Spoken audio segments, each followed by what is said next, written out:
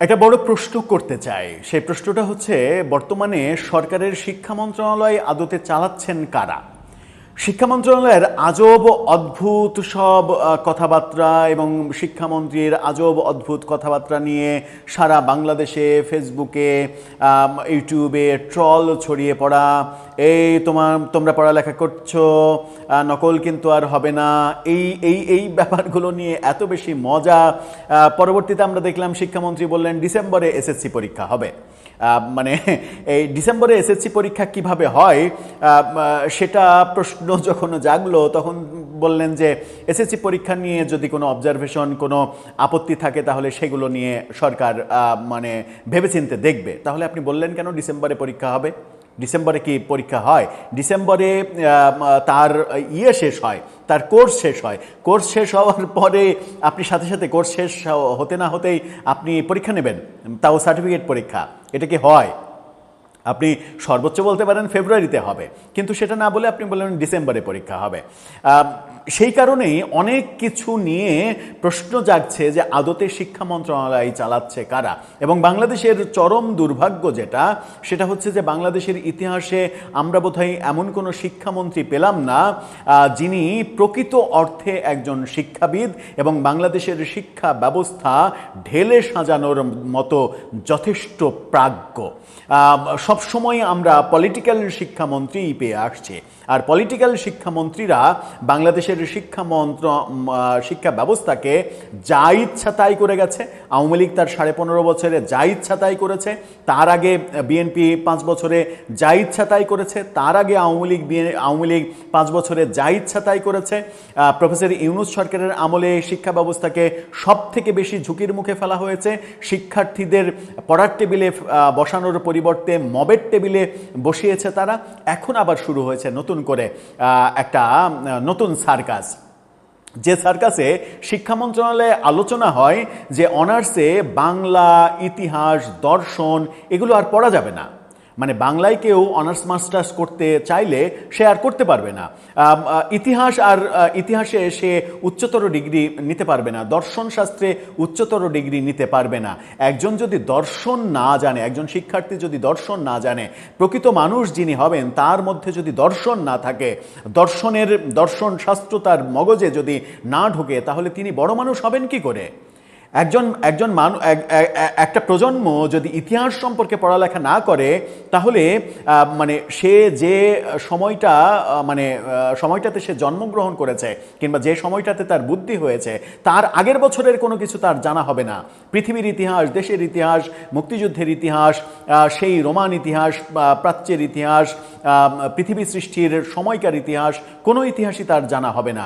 বাংলা যদি একজনকে আপনি সাহিত্য পড়তে না দেন, তাহলে এদেশে কি কবি সাহিত্যিকের প্রয়োজন নেই? নাট্যকারের প্রয়োজন নেই?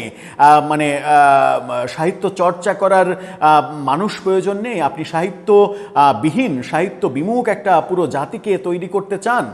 এই খবর যখন ছড়িয়ে পড়ল, তখন আবার শিক্ষামন্ত্রী বলছেন যে এই খবর উদ্ভট খবর। তো উদ্ভট খবর পত্রিকাতে আসলো কি করে? নিশ্চিত করে এই মন্ত্রণালয়ের মধ্য থেকেই এই খবর এসেছে। মন্ত্রণালয়ের মধ্য থেকে এই খবর আসলো কি করে? চলুন একটু বুঝে ওঠার চেষ্টা করি কোন সার্কাসটা হচ্ছে শিক্ষা মন্ত্রণালয়ের ভেতরে। থাকবেন পলিটিক্স টিভির নিয়মিত আয়োজনে।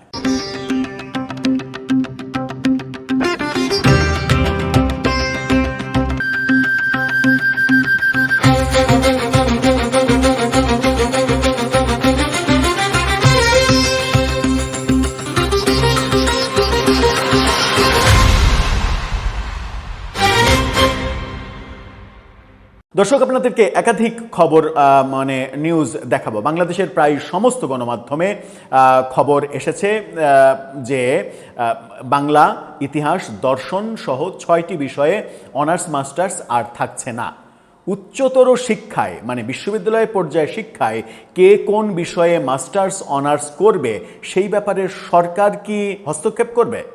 সরকারের কি সাহস আছে, বিন্দুমাত্র সাহস আছে এটা বলা যে ইসলামের ইতিহাসে অনার্স মাস্টার্স করা যাবে না এই সিদ্ধান্ত নেয়ার? সরকারের বিন্দুমাত্র সাহস আছে বলার যে আরবি সাহিত্যে অনার্স মাস্টার্স করা যাবে না এই সিদ্ধান্ত বলার? সাহস নেই। সাহস নেই এই কারণে যে এই সরকার না, সব সরকারই ওই সাবজেক্টগুলো বললে যাদের রোষানলে পড়বে তাদের ভয়ে অস্থির থাকে অল টাইম। কিন্তু খুব সহজ বাংলার কথা বলা, খুব সহজ দর্শনের কথা বলা, খুব সহজ ইতিহাসের কথা বলা। এই কথাগুলো বললে তো এক ধরনের উগ্র গোষ্ঠী তাদেরকে আক্রমণ করে বসবে না। আপনি বলেন তো, সাহস থাকলে বলার যে আপনি ইসলামের ইতিহাসে অনার্স মাস্টার্স বন্ধ করে দেবেন। আপনি বলেন তো, আলোচনা করেন তো, বলার দরকার নাই। আপনি মন্ত্রণালয়ের অভ্যন্তরে আলোচনা করেন তো, ইসলামের ইতিহাস, আরবি, এই সাবজেক্টগুলোতে আপনি অনার্স মাস্টার্স বন্ধ করে দেবেন। আলোচনা করতে পারবেন? পারবেন না। তাহলে বাংলা, ইতিহাস, দর্শন, এই যে কোনো একটা জাতির, মানে বাংলা তো আমার ভাষা, বাংলা সাহিত্য তো আমার ভাষা, বাংলা মানে অন্য আরেকটা দেশের যে ভাষা, সেই ভাষার সাহিত্য সে পড়বে, আমি আমার দেশের ভাষায় সাহিত্য চর্চা করব। এই চর্চা কোনো সরকার বন্ধ করবে এরকম আলোচনা, সিদ্ধান্ত না হোক, আমি মেনে নিলাম যে সিদ্ধান্ত হয়নি, কিন্তু মন্ত্রণালয়ের অভ্যন্তরে এরকম আলোচনা উত্থাপন করার স্পর্ধা কারা করে? মন্ত্রণালয়ের অভ্যন্তরে এই আলোচনা আসে কি করে? মন্ত্রণালয়ের অভ্যন্তর থেকে এই খবর আসে কি করে গণমাধ্যমে? ইত্তেফাকের এই ফটোকার্ডটা দেখে নিন। ইত্তেফাক বলছে বাংলা, ইতিহাস, দর্শনের অনার্স কোর্স বাতিল হচ্ছে। কোনো বিস্ময় চিহ্ন নেই, কোনো জিজ্ঞাসা চিহ্ন নেই, কিছু নেই। এবং ইত্তেফাকই প্রথম এই রিপোর্টটা করে। ইত্তেফাককে উদ্ধৃত করে বাংলাদেশের প্রায় সমস্ত গণমাধ্যম এই রিপোর্ট করে। এই রিপোর্ট যখন মানে সয়লাভ হয়ে গেল, তখন বিকেলে মানে শিক্ষামন্ত্রী বলছেন কি যে এটা মানে ভুল, এটা ঠিক না। কি বলছেন তিনি? এই কালের কণ্ঠের এই শিরোনামটা দেখে নিন। তিনি বলছেন বাংলা, ইতিহাস ও দর্শন বিষয় বাতিলের খবর ভিত্তিহীন। তো এই ভিত্তিহীন খবর আসলো কোত্থেকে? ভিত্তিহীন খবর কোথা থেকে পেল গণমাধ্যম? আপনি যদি মন্ত্রণালয়ের অভ্যন্তরে এই আলোচনা না করে থাকেন, আপনার মন্ত্রণালয়ে এই আলোচনা যদি না হয়ে থাকে, এটার ব্যাপারে খসড়া সিদ্ধান্ত যদি না হয়ে থাকে, তাহলে আজগুবি একটা মানে আকাশ থেকে মানে ওহী নাজিল হয়েছে ইত্তেফাকের উপরে, যে ওহী নাজিল হয়েছে, ইত্তেফাকে ওহী লেখা হয়েছে, ইত্তেফাক ছাপিয়ে দিয়েছে। ব্যাপারটা কি তাই? ইত্তেফাক কি সেই ফাজলামি করার পত্রিকা? মানে এই ফাজলামি করার কিছু পত্রিকা আছে, তারা ফাজলামি করলে সেটা ঠিক আছে, কিন্তু ইত্তেফাক বাংলাদেশের অন্যতম প্রাচীন এবং অন্যতম গ্রহণযোগ্য একটা পত্রিকা, তারা ফাজলামি করলো, মানে তাদের উপরে ওহী নাজিল হলো, মন্ত্রণালয়ের কোনো খবর নেই। ব্যাপারটা কি তাহলে? ব্যাপারটা হচ্ছে আপনারা এরকম আলোচনা করেছেন, এরকম আলোচনা করে খসড়া পর্যায়ে নিয়ে গেছেন, যে তথ্যটা ইত্তেফাক সহ সমস্ত গণমাধ্যম ফাঁস করে দিয়েছে। ফাঁস করে দিয়ে যখন প্রচণ্ড সমালোচনার মুখে পড়েছেন, সাথে সাথেই বুঝতে পেরেছেন যে সর্বনাশ হয়েই গেল, তখন আপনি বলছেন যে এই খবর ভিত্তিহীন। এই খবর ভিত্তিহীন বলার আগেই তো ভাবনা হওয়া উচিত ছিল যে মন্ত্রণালয়ে এই ধরনের সিদ্ধান্ত হতে পারে কিনা। একটা জাতি যদি তার ভাষায় সাহিত্য চর্চা করতে না পারে, একটা জাতি তার শিক্ষার্থীদের জন্য যদি ইতিহাস চর্চা বন্ধ করে দেয়, একটা জাতির যদি দর্শন শাস্ত্র সম্পর্কে কোনো জ্ঞান না থাকে, মগজে যদি দর্শন না থাকে, তাহলে সেই জাতি তো উদ্ভ্রান্ত পাগল হয়ে যাবে।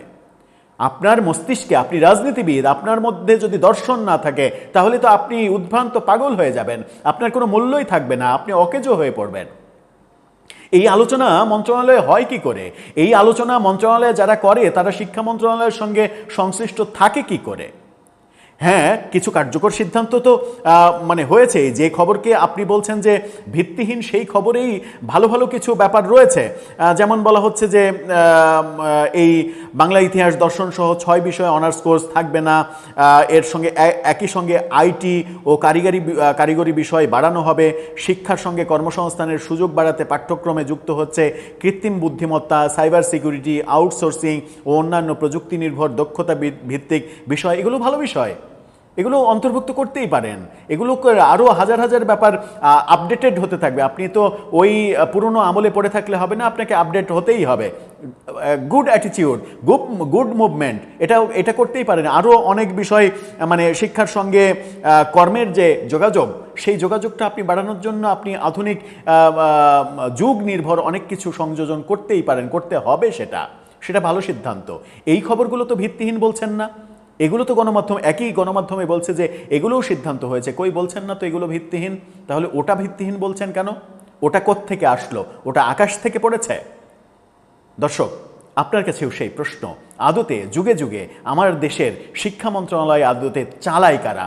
যে দেশের শিক্ষা মন্ত্রণালয় মানে উচ্চ শিক্ষাকে একেবারে পঙ্গু করে দেয়। আমরা আওয়ামী লীগ আমলেও দেখেছি, আওয়ামী লীগ আমলের এই উচ্চ শিক্ষা মানে ভার্সিটিতে ভর্তির যে সিদ্ধান্ত, ভার্সিটিতে ভর্তির যে যোগ্যতা, সেই যোগ্যতায় বড় ধরনের একটা পরিবর্তন করে ঢাকা বিশ্ববিদ্যালয়, জাহাঙ্গীরনগর বিশ্ববিদ্যালয়, রাজশাহী বিশ্ববিদ্যালয়ের মতো ঐতিহ্যবাহী শিক্ষা প্রতিষ্ঠানকে, বিশ্ববিদ্যালয়ে উচ্চতর শিক্ষা প্রতিষ্ঠানকে ধর্মীয় শিক্ষা প্রতিষ্ঠানে পরিণত করেছে আওয়ামী লীগ সরকার।